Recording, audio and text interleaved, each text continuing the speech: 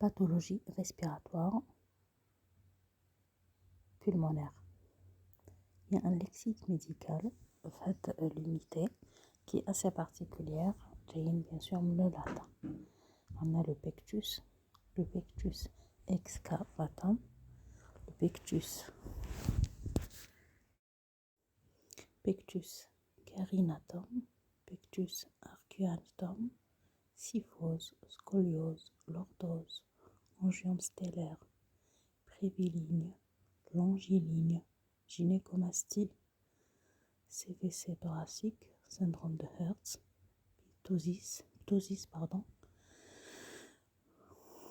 inophtalmie et exophthalmie, myosis, télangiectasie, protrusion, scodisme, percussion, condensation pulmonaire, infarctus pulmonaire.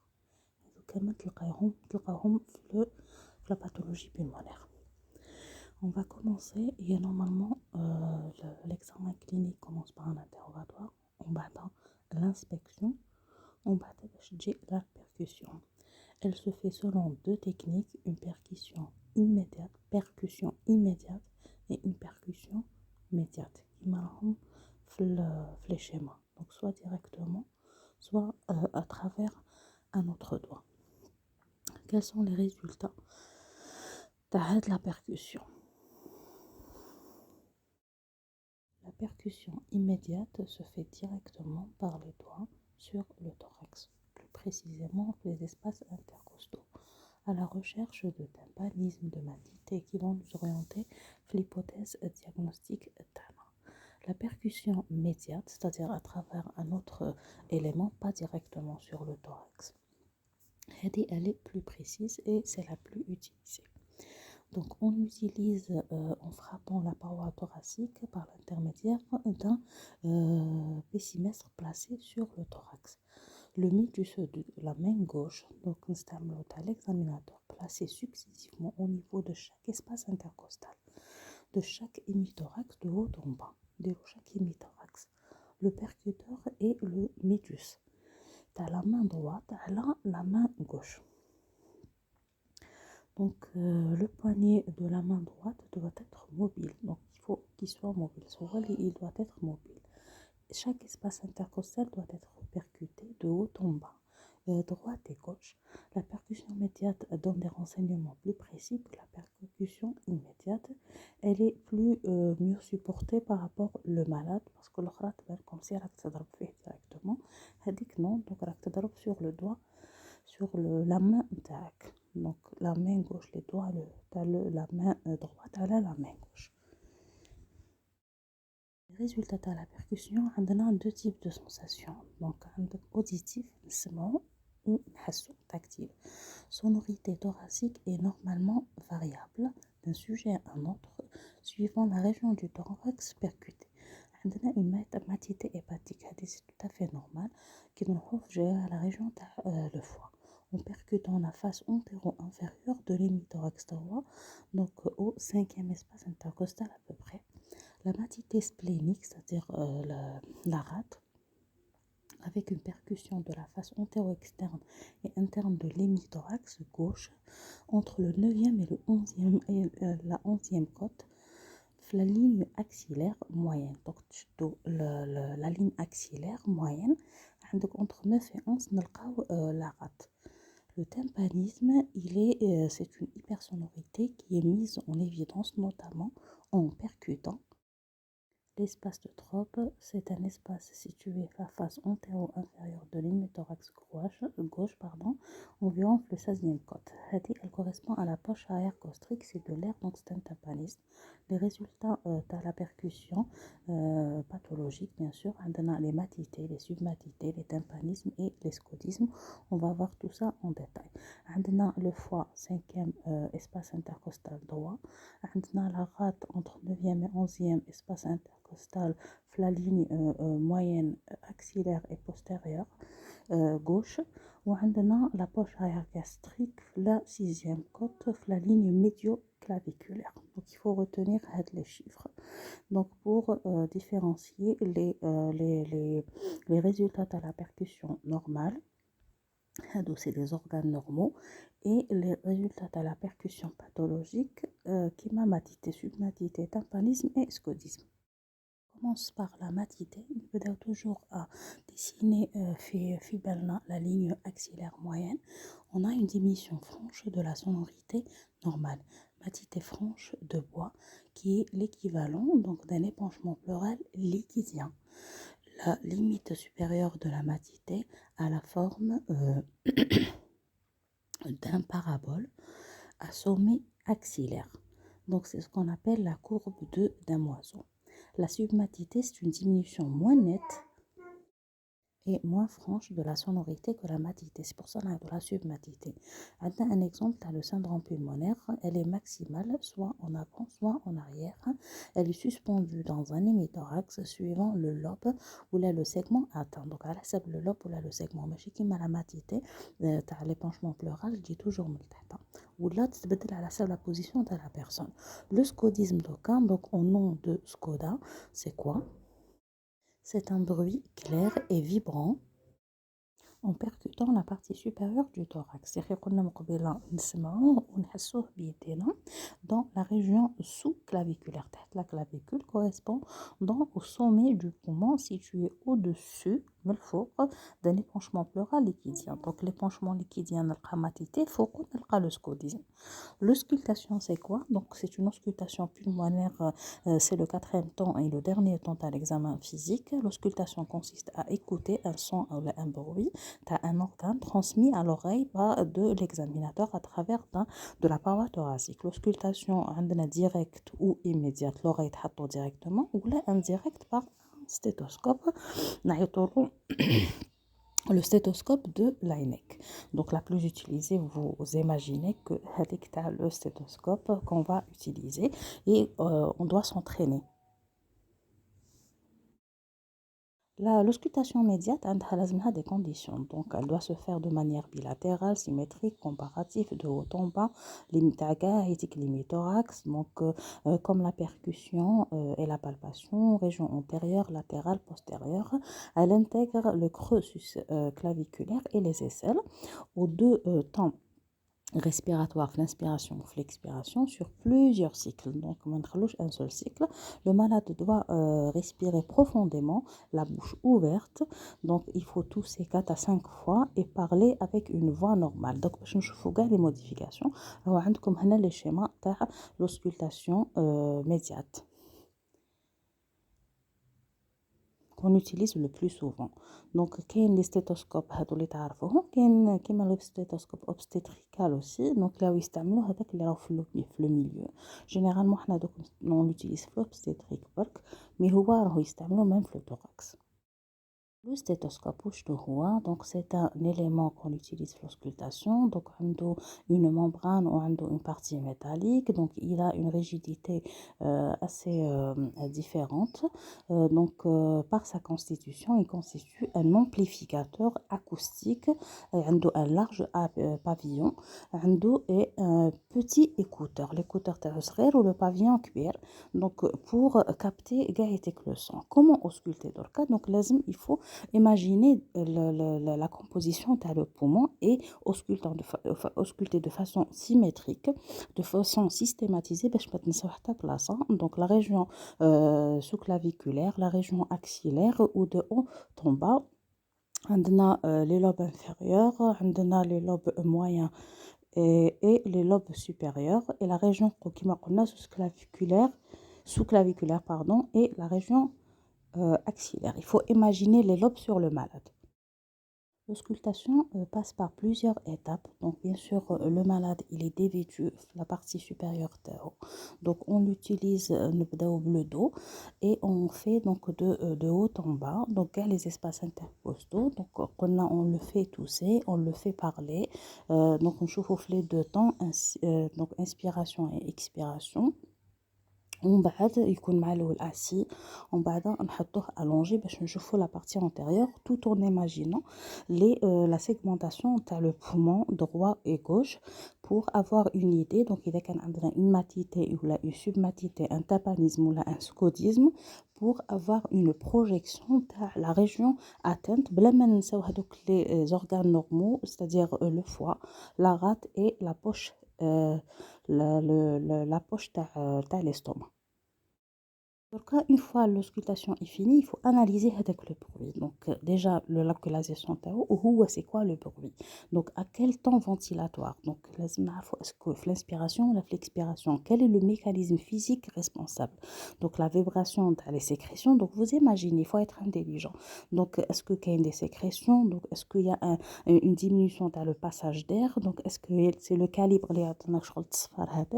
Donc, est-ce qu'il se modifie avec la toux ou la Est-ce qu'il est qualifié comme un bruit qui est doux ou là qui est faible, qui est fort de tonalité? C'est un sifflement. Donc, tout ça, c'est important pour l'orientation diagnostique. Parce qu'en auscultant, ça veut dire qu'on a une idée. Déjà, l'interrogatoire de malade, l'inspection, la palpation et la percussion, on a eu une idée, une orientation diagnostique, une hypothèse diagnostique, soit un seul ou plusieurs diagnostics. Déjà, donc, l'idée, on va rechercher un truc précis, l'auscultation. L'auscultation normale, qui la personne a une auscultation normale, ça veut dire un murmure vésiculaire. Les caractéristiques c'est un bruit entendu à l'inspiration, surtout à l'endroit du contact du parenchyme et de la paroi, le poumon. Il est doux, il est humé en inspiration et il est plus intense mais plus court en expiration. C'est un passage d'air dans les petites voies aériennes et le déplissage les alvéoles. Donc les alvéoles ne se modifient jamais par la toux. Il peut exister des vibrations d'intensité du murmure, des variations de l'intensité du murmure vésiculaire en fonction de l'épaisseur de la paroi thoracique. Murmure vésiculaire diminue chez les sujets obèses parce qu'ils ont une paroi thoracique plus importante. En bas, on passe à la situation pathologique. Donc, l'apport de l'auscultation pulmonaire, qu'est-ce qu'elle va nous apporter? Les hypothèses diagnostiques d'Anna. Les auscultations pathologiques concernent les inversions de le rythme respiratoire, inspiration-expiration, modification de le murmure vésiculaire, soit il est diminué, soit il est aboli, presque mégachon. Auscultation du bruit surajouté qui met le souffle, les râles ou là les frottements. L'inversion du rythme, donc, qui fait l'inversion. Lorsqu'on a une expiration qui est prolongée, qui paraît plus longue que l'inspiration, c'est une caractéristique qui concerne l'emphysème et la crise d'asthme. Donc là déjà, donc quand on a l'inversion de le rythme respiratoire, on a déjà une orientation ou une confirmation de l'hypothèse qui est déjà comme l'interrogatoire et le début de l'examen physique interne. Inversion de l'expiration, elle devient plus prolongée, donc et elle va paraître plus longue que l'inspiration. Donc l'inspiration est courte et l'expiration est très prolongée. Donc la personne a dit qu'elle essaie avec un effort, comme si avec effort de temps. Diminution du murmure vésiculaire, les deux champs pulmonaires, c'est l'emphysème pulmonaire. Donc le mécanisme c'est par hypoventilation alvéolaire. Donc il n'y a pas une ventilation les alvéoles. Donc on a la diminution du murmure vésiculaire. L'abolition, donc là c'est aboli. Dès que la pollution par arrêt complet, soit par interposition aérienne, c'est l'épanchement aérien, liquidien, c'est l'épanchement liquidien, voilà par une condensation pulmonaire. Donc, le murmure vésiculaire, donc il va être masqué par des bruits surajoutés. Donc, on s'en d'autres bruits, on s'en le murmure vésiculaire, pardon. L'auscultation des bruits surajoutés, on peut avoir un souffle du normal au pathologique. Donc, à l'état normal, le souffle glottique, la glotte ou la laryngotrachéale, larynx et la trachée. produit par le passage de l'air dans l'orifice glottique et entendu à l'auscultation sur la ligne médio-sternale, donc la ligne lichus par le sternum, mais non entendu à l'auscultation des deux hémithorax. Donc ça concerne la glotte, ça concerne le larynx et la trachée. Les souffles présentent la transmission anormale du souffle glottique dans des zones du thorax en raison d'une anomalie du poumon ou là de la plèvre. Donc, une anomalie du poumon ou là de la plèvre, je crois comme si avec le souffle normal glottique, il va être transmis. Donc, ailleurs, pas la ligne.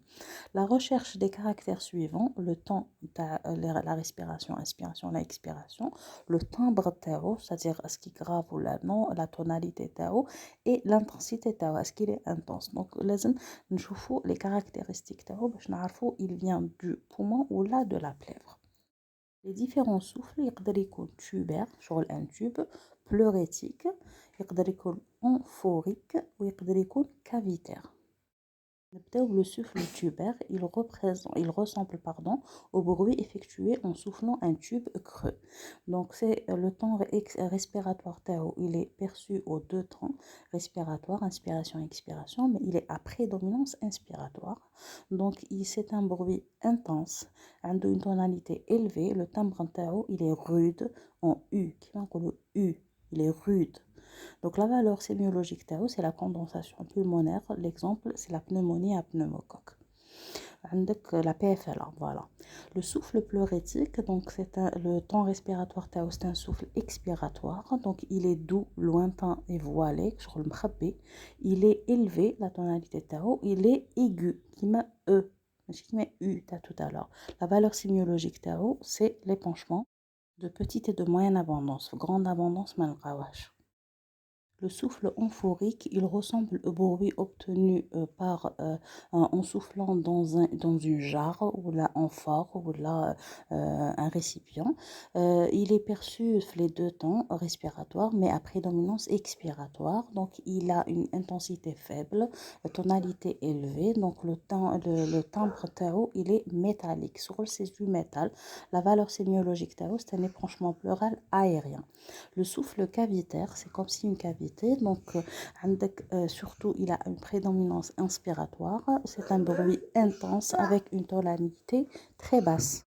La valeur sémiologique, c'est une condensation pulmonaire creusée, c'est-à-dire faire un creux dans son centre, donc il a la caverne tuberculeuse ou la même l'abcès qui compte la phase creusée. عندكم هنا un tableau récapitulatif تقدروا ديروه vous-même باش ما تنساوش تقدروا تحفظوه directement منه. Les râles, la particularité les râles sont des bruits surajoutés intermittents, donc en rapport avec une mobilisation des sécrétions pathologiques. Donc il y a des sécrétions dans le poumon. Il y a des râles à la base, il y a des sécrétions. Les sécrétions soit rampent les bronches, soit rampent les conduits broncho-alvéolaires. C'est des bruits surajoutés, soit d'origine bronchique ou là d'origine parenchymateuse. Voilà. Les râles bronchiques, donc ils sont les plus fréquents, ce sont les râles ronflants, donc comme si quelqu'un hucheur, et des râles sibilants, donc qui sibilent. Ils sont dus à la vibration de la colonne d'air traversant donc une branche rétrécie ou là enflammée qui تكون rétrécie ناقصه في الكاليبر دير لنا شغل تصفر. Le timbre il est plus ou moins grave. Les caractères communs, donc c'est des râles secs qui sont étendus aux deux temps, donc inspiration et expiration. Les râles ronflants ou les râles sibilants, ce sont des râles de rhonchus pour les ronflants. Elles sont graves, ressemblent au ronflement nasal, et prennent naissance dans les gros ou là les trop branchés. Qui nous ronflants à la base comme c'est les gros, c'est les grosses branches les atteintes. Les râles sibilants, donc un timbre qui est aigu, ils réalisent des sifflements aigus plus ou moins prolongés qui ressemblent parfois à un miaulement à le chat, donc comme si un chat qui miaule. Donc ils prennent naissance dans les ramifications bronchiques de plus petit calibre. Ronflant gros calibre, sibilant petit calibre. Les râles sibilants, donc elles sont audibles à l'expiration, sibilant monophonique. عندك les deux temps de la ventilation sibilant polyphonique كيكونوا هكذا نعيطوا لهم monophonique كيكونوا في الآخر نعيطوا لهم polyphonique. C'est un bruit de sifflement qui m'a dû à la diminution du calibre bronchique avec augmentation de la vitesse du flux. Donc, c'est proportionnel. La cause de sibilants, donc de diminution de le calibre bronchique, soit c'est des spasmes bronchiques, un œdème, ou là, des sibilants, dans ce cas, pardon, ce sont des sibilants polyphoniques, c'est-à-dire tu as les deux temps. Des spasmes qui m'afflent l'allergie et l'œdème quand on a une inflammation. Diminution par compression dynamique bronchique et c'est les autres types de sibilants. Les râles sibilants ne se modifient pas avec la toux. Les râles parenchymateux, ce sont des râles de deux types, soit c'est des crépitants, soit c'est des sous-crépitants. La compression dynamique bronchique elle diminue les râles sibilants, donc c'est une évacuation forcée vers les sécrétions bronchiques. On passe maintenant aux râles crépitants. Ce sont des râles qui ressemblent au bruit des pas qui dans la neige ou au froissement d'une mèche de cheveux près de l'oreille. Donc, parce qu'on a comme une idée. Ils sont fins, secs, audibles à la fin de l'expiration. Ils traduisent la présence d'un exsudat ou là un transsudat dans les alvéoles. L'essentiel qu'il y ait un mucus sur l'alvéole, soit exsudat, soit transsudat. Ils peuvent être localisés en foyer, donc ça veut dire c'est des pneumopathies, ou la généraliser aux deux poumons, comme lors d'une inondation alvéolaire par un transsudat présent dans les insuffisances cardiaques gauche. Ce qui est une insuffisance cardiaque gauche, c'est bilatéral. Les râles sous-crépitants, donc ce sont des râles de mi-inspiration, flouassat à l'inspiration, audibles au milieu de l'inspiration et lors de l'expiration. Un crépitant, il est plus faible, parce que c'est une mobilisation des sécrétions qui met les crépitants, mais donc c'est une petite quantité de les sécrétions. C'est un encombrement plus discret. On passe au frottement. Les frottements pleuraux à la plèvre.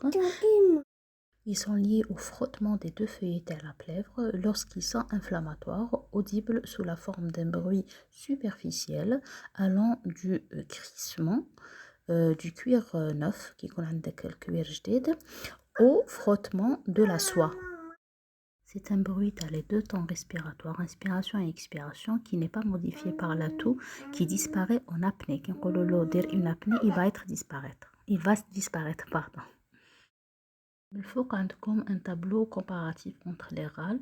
تقدروا ديروه وحدكم, c'est mieux que تحفظوه هكذا fait par d'autres personnes. Ça va vous permettre de mieux le retenir. Les autres bruits surajoutés, on va voir les plus rares, c'est le wheezing et la succion hippocratique. Le wheezing, c'est un bruit qui ressemble au sifflement du vent qui souffle à travers un orifice étroit. Le tantao, il est essentiellement inspiratoire, il est perçu en un point fixe du thorax. Il traduit une sténose trachéale ou là une branche de gros calibre. En réalité, هو كيما السيبيلون بصح نلقاوه غير في الستيتوسكوب. À l'examen, le wheezing se manifeste principalement à l'expiration, à moins d'un rétrécissement sévère. Le rétrécissement il est très sévère des voies respiratoires. Dans ce cas, le wheezing peut être entendu en inspiration, mais en réalité, il est entendu en expiration. La trachée elle est sténosée de façon sévère ou là les branches de gros calibre sont aussi rétrécies, un rétrécissement important. La succion hippocratique, donc c'est quoi? Réalise un bruit de clapotis. Elle est entendue à l'auscultation de la base du crâne lorsque on fait simultanément des mouvements donc le corps de la personne. Les mouvements, ce sont des mouvements de secousse. Donc, ça nous traduit que la cavité pleurale a un épanchement aéroliquidien. Donc, parce que qui est aéroliquidien, le liquide يهبط لتحت ou l'air يطلع لفوق. Juste après, on va voir les modifications de l'auscultation de la voix et de la toux. Oui, on peut ausculter même la voix et on peut ausculter même la toux. La bronchophonie est la transmission de la voix haute selon une intensité accrue, mais souvent confuse. Elle traduit une condensation pulmonaire. Qui roule comme bronchophonie, condensation pulmonaire. La pectoriloquie est la transmission nettement articulée de la voix haute qui devient distincte et prend le timbre grave à tonalité renforcée. Elle traduit l'existence d'une cavité creusée au sein d'une condensation pulmonaire qui est la caverne tuberculeuse. La pectoriloquie aphone, c'est-à-dire et la transmission nettement articulée qui de la voix chuchotée, mais chez la voix haute, qui traduit la présence d'un épanchement pleural liquidien. L'égophonie est la transmission de la voix haute selon un mode chevrotant. C'est une voix de chèvre. Et nasillard à timbre plus ou moins aigu. Nasillard, ça veut dire Jay mullené, qui m'a certaines personnes iront mullené d'aham. Donc le timbre tarot plus ou moins aigu, elle traduit l'existence d'un épanchement pleural liquidien. Le retentissement métallique de la voix et de la toux est fréquent au cours des pneumothorax. La toux est déchirante, intense, pénible à ausculter au cours de la condensation pulmonaire. Donc c'est des correspondances pour s'orienter qui connaissent une modification de la voix à l'auscultation ou de la toux à l'auscultation.